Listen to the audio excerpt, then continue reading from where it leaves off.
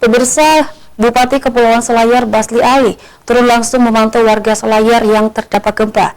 Basli mendatangi tenda-tenda pengungsian untuk memastikan kondisi warganya.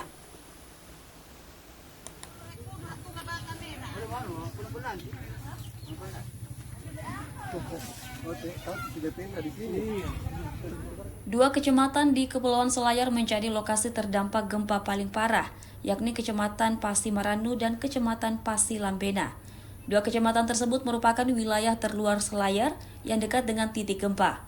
Dengan mengendarai sepeda motor, Bupati Kepulauan Selayar Basli Ali berkeliling melihat langsung kondisi warganya di dua kecamatan itu. Basli mendatangi langsung korban gempa di tenda-tenda pengungsian yang tersebar di sejumlah titik. Kunjungan Basli disambut haru masyarakat. Orang nomor satu di Selayar ini turut memberikan semangat kepada warganya yang terdampak gempa. Basli memastikan pemerintah daerah bersama seluruh pihak terkait akan memberikan perhatian penuh kepada seluruh warga Selayar yang terdampak gempa. Sebelumnya, gempa berkekuatan magnitudo 7,5 di Larantuka, Nusa Tenggara Timur ikut mengguncang Selayar pada Selasa siang.